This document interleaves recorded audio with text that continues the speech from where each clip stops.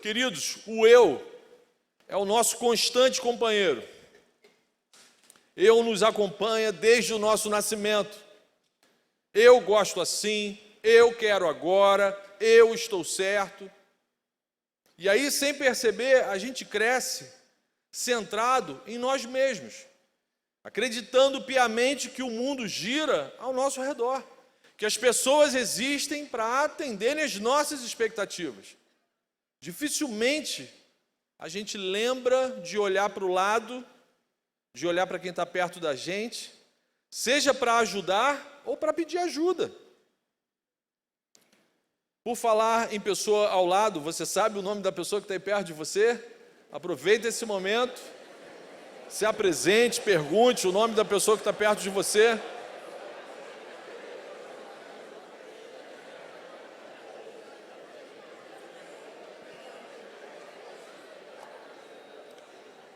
Todo domingo a gente conhece alguém novo. Mas aí, a pergunta, por que nós estamos aqui? Por que a gente se reúne aqui? O que a gente está fazendo nesse planeta? O que a gente está fazendo nesse momento aqui agora? Será que Deus nos criou para uma existência autocentrada, em si mesmada? Seres, ilhas que vivem só para si mesmos? Predestinados a uma existência egoísta? Será que é isso? Claro que não.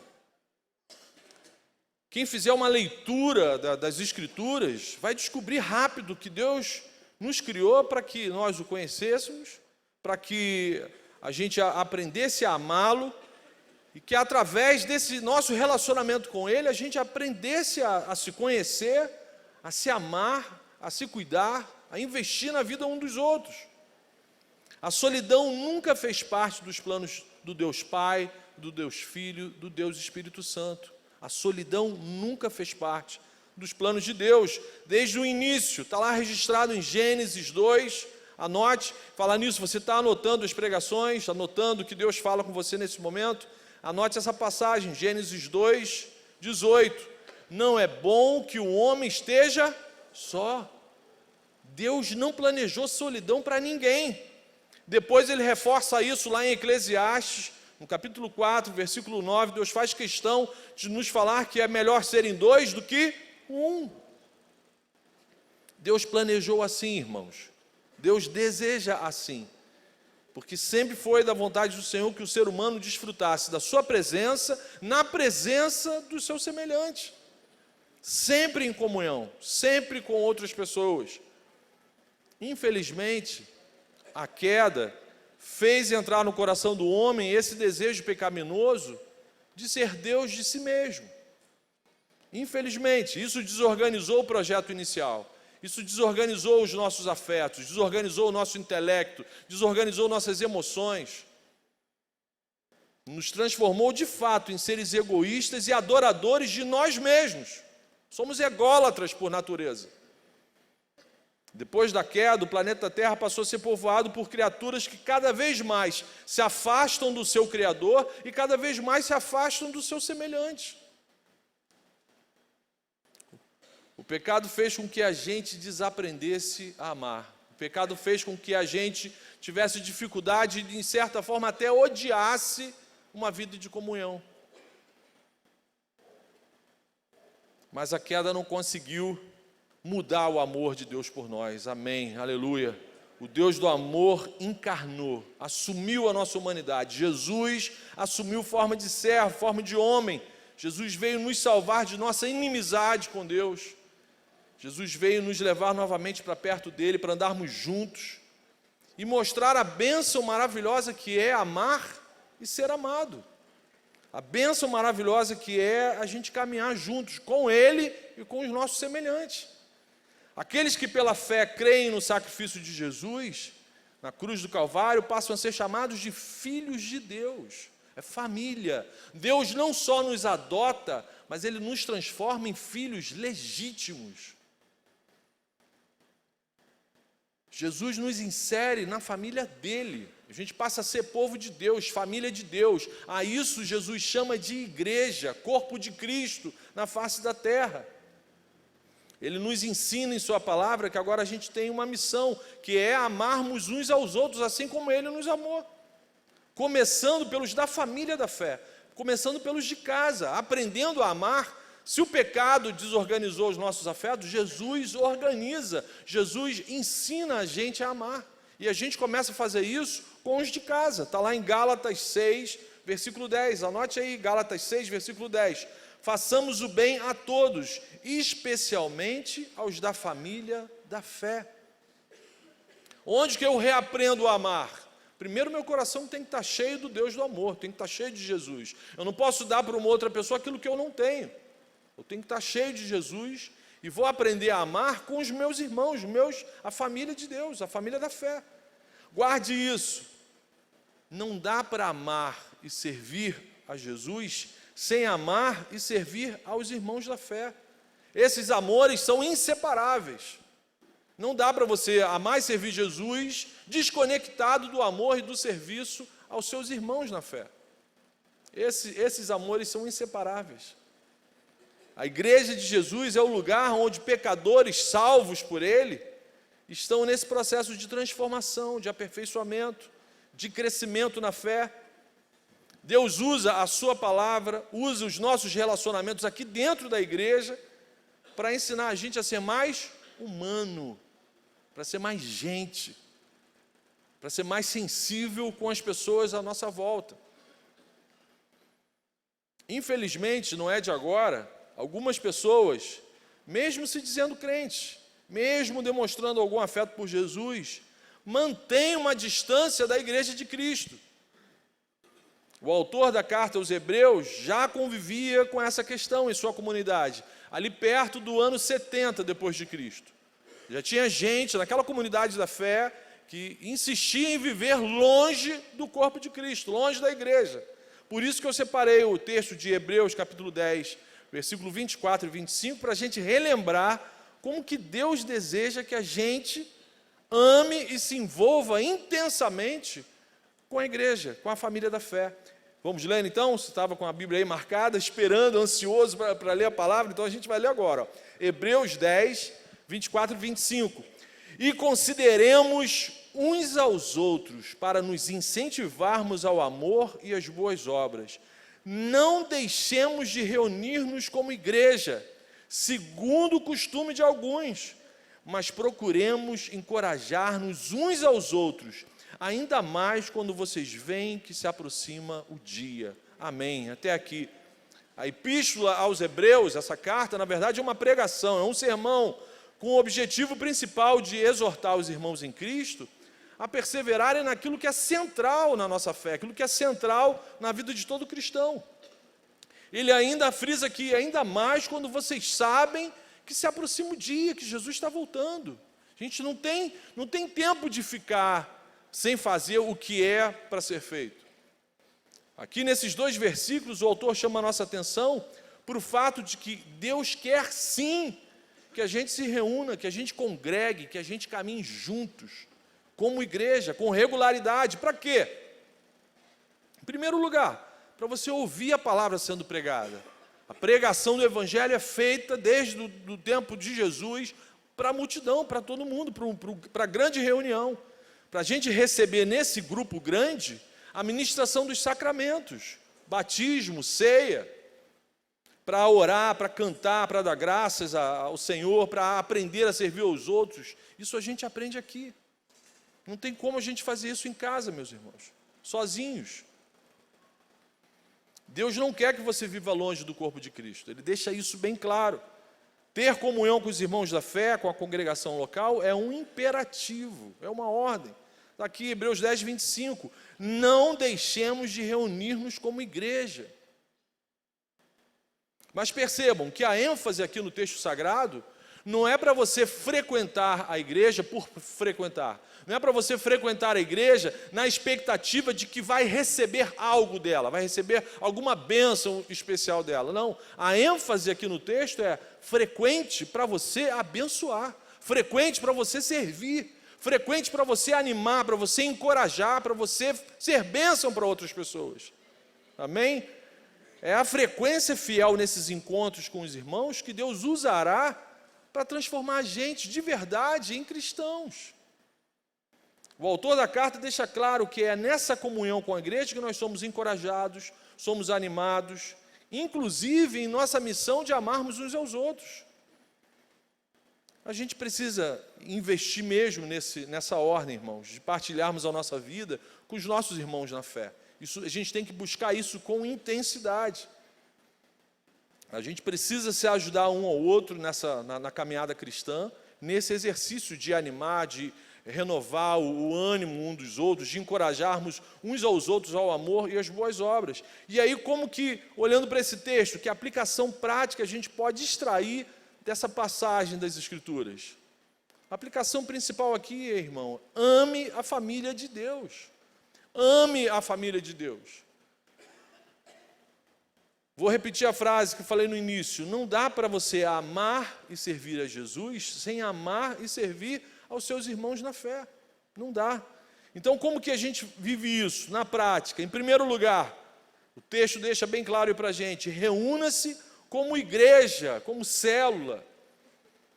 Não deixe de reunirmos como igreja. Isso é algo fundamental. Se a gente ama Jesus, eu preciso assumir um compromisso de amor e de responsabilidade com a minha família, com a família da fé, com a igreja, com a minha igreja local, com a família onde eu ouvi a pregação do Evangelho, onde me foi apresentado a mensagem da vida eterna. Eu tenho que assumir um compromisso. Não é possível ter comunhão sozinho. E por incrível que pareça, também a gente não consegue ter comunhão com esse grupo grande. Eu sei que você conseguiu ser apresentado, você agora já sabe o nome de algumas pessoas aí à sua volta. Mas você tem comunhão plena com todo mundo que está aqui? Não. Por maior que seja a nossa alegria de nos reunirmos aqui nesse culto de celebração ao Deus da nossa salvação, a gente não consegue se incentivar, se encorajar, amar uns aos outros no meio dessa multidão. Mas Jesus nos deixou um modelo gracioso de comunhão. Jesus tinha uma célula com pouco mais de 10 pessoas. E foi nessa célula que Jesus ensinou uns aos outros. Jesus pregava, fazia exposição, parábolas. Jesus exortava a grande multidão. Toda vez que Jesus pregava, ele pregava para os discípulos e para a grande multidão. Mas era nesse grupo pequeno de amigos que eles viviam uns aos outros. Irmãos, para a gente experimentar de forma plena o propósito de Deus para as nossas vidas, eu e você, a gente precisa do grupo grande e do grupo pequeno. A igreja de Cristo é, de fato, uma igreja de duas asas. A celebração aqui, juntos no domingo, e a celebração ao longo da semana nos grupos pequenos.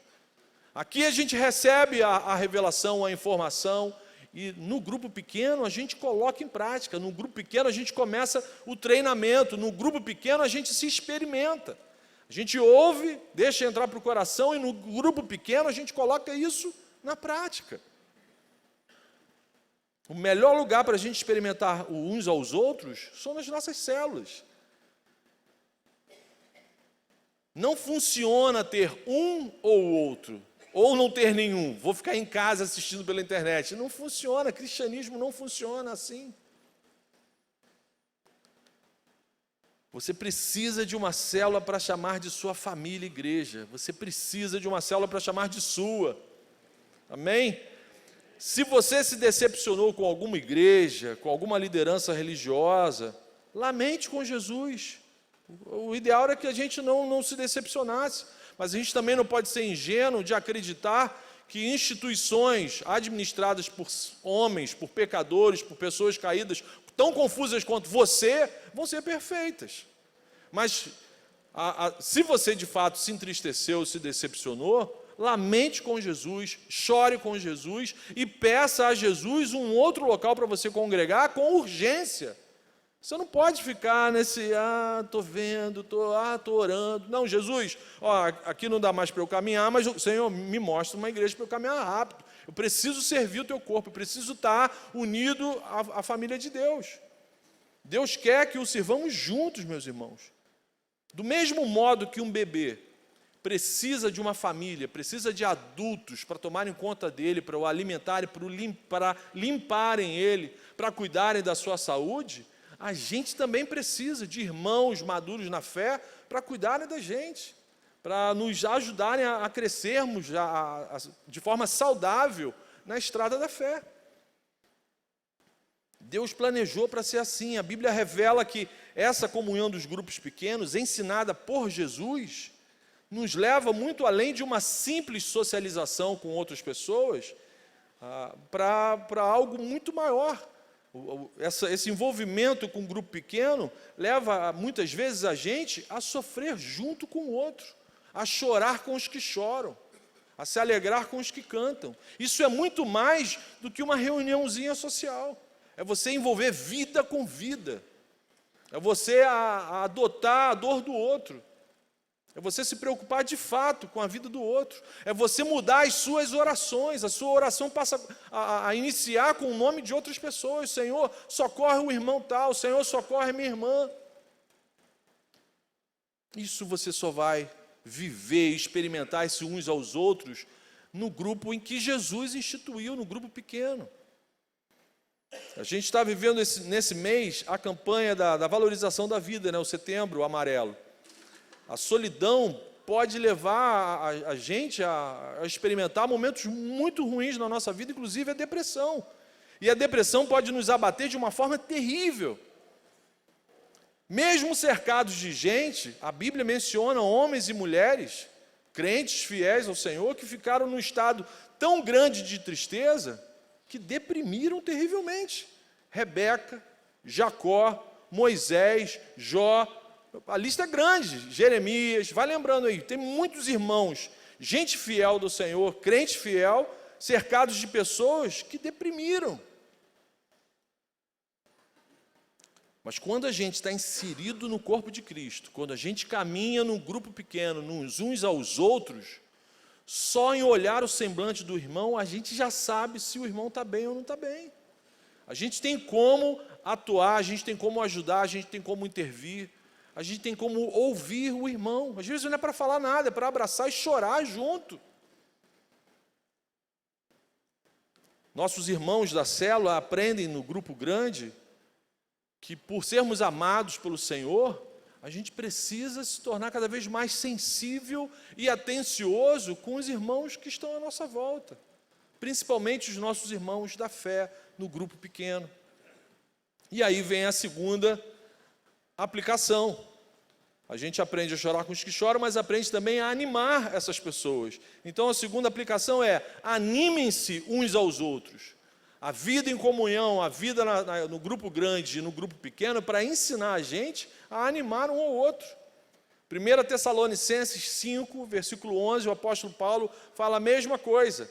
Animem e ajudem uns aos outros. Deus nos chamou para sermos bênção para o outro, amém? A árvore não come o seu próprio fruto, ela produz o fruto para o outro. Então é para a gente ser bênção para o outro, é para a gente ser consolo, cura, ânimo para o outro. Jesus falou: no mundo tereis aflições, mas tende bom ânimo. Eu venci o mundo, a nossa vitória é do Senhor, somos mais que vencedores, amém? Então mesmo que às vezes a tristeza tome conta do nosso coração, o outro irmão vem e fala uma palavra dessa, ó: nada vai te separar do amor de Deus, amém?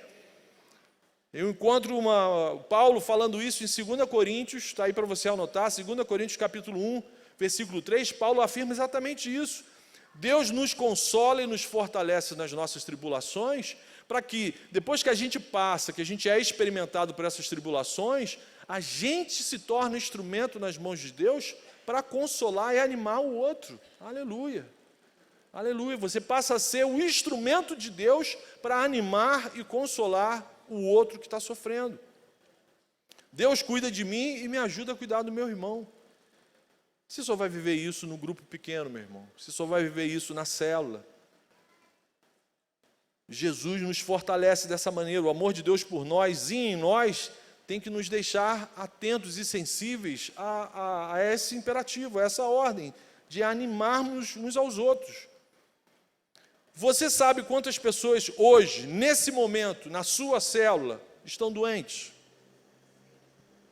Eu vi uma irmã falar aqui, ó, sei, glória a Deus, é isso mesmo. Gente cheia do Espírito Santo tem que estar ligado, tem que estar atento. O cristão é igual o escoteiro, sempre alerta. Distraiu, pecou, distraiu, dançou, distraiu, vem o inimigo e dá logo um pescotapa. Sempre alerta, sempre alerta. Pacíficos como a pomba, sagazes como a serpente. Quantas pessoas hoje na sua célula estão vivendo crises terríveis com a família? Quantos estão desempregados? Você sabe quantas pessoas hoje na sua célula estão desanimadas e deprimidas? Que nem vieram hoje aqui?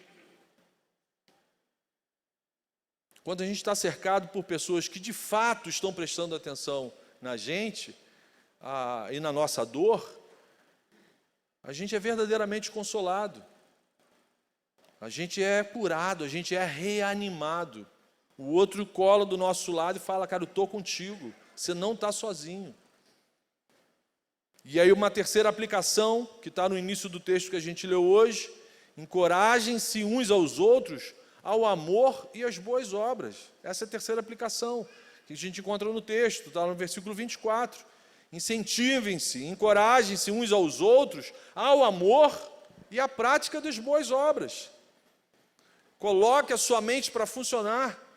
Se eu já me reúno como igreja, no grupo grande, no grupo pequeno, eu animo e sou animado, o que eu preciso fazer agora? Agora eu tenho que frutificar, eu tenho que fazer coisas que sejam bênção para outras pessoas e que honrem o Senhor.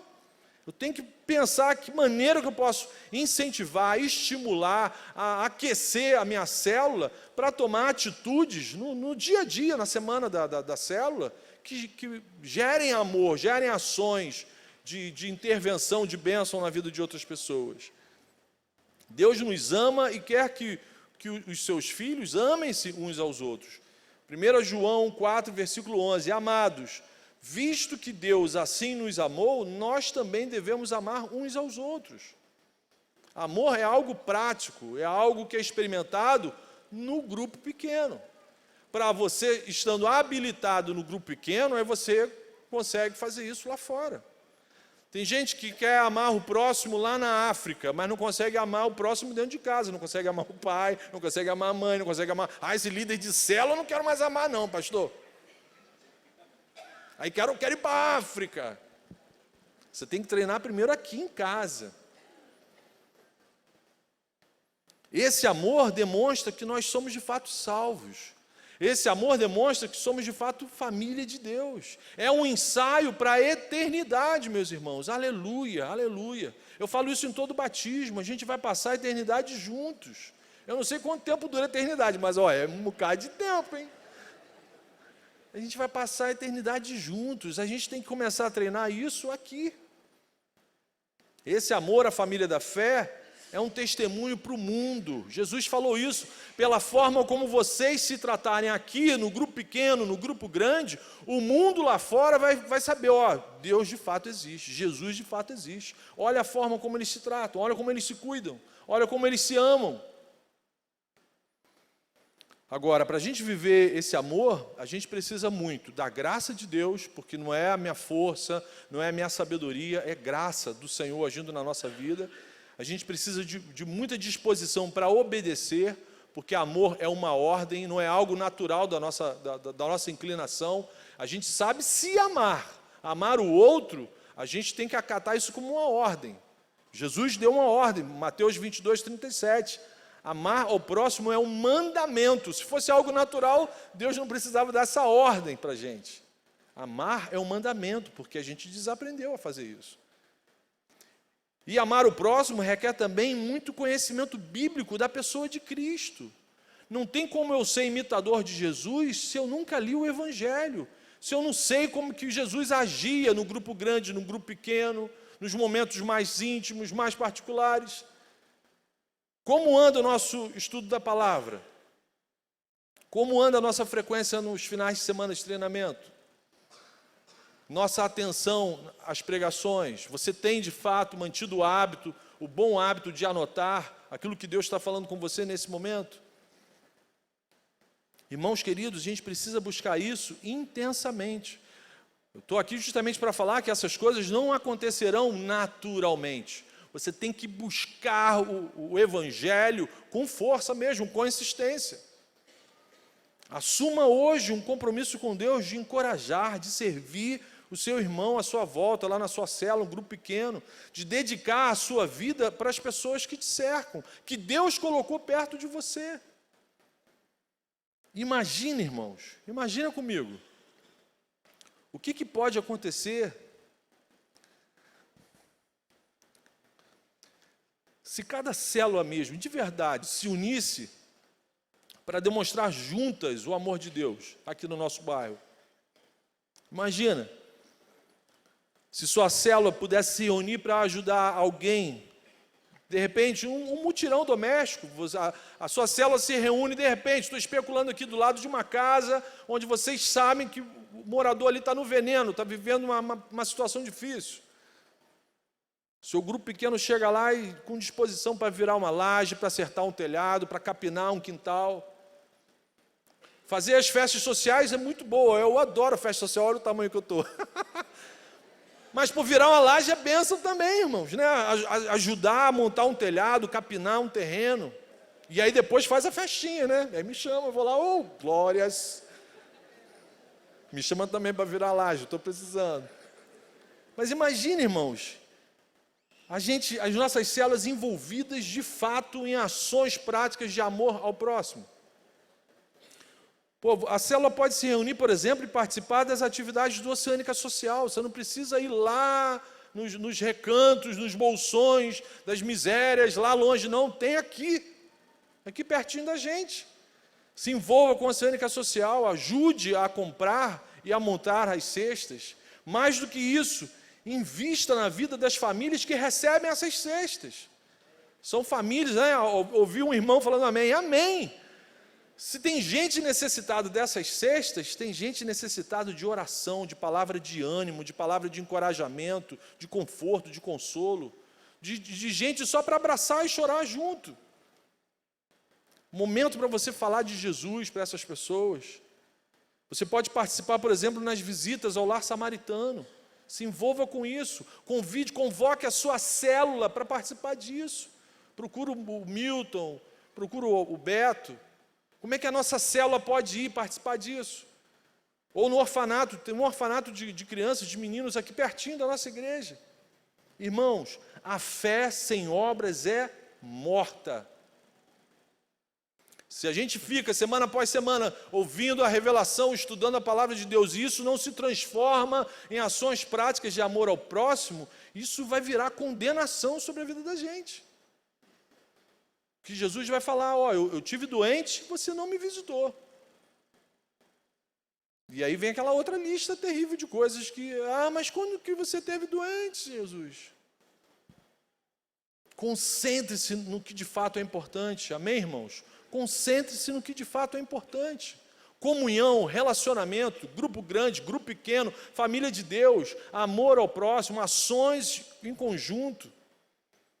Eu não sei fazer nada disso sozinho. Tranquilo, Jesus não chamou ninguém aqui para fazer nada sozinho, para você fazer com um grupo, com o corpo de Cristo.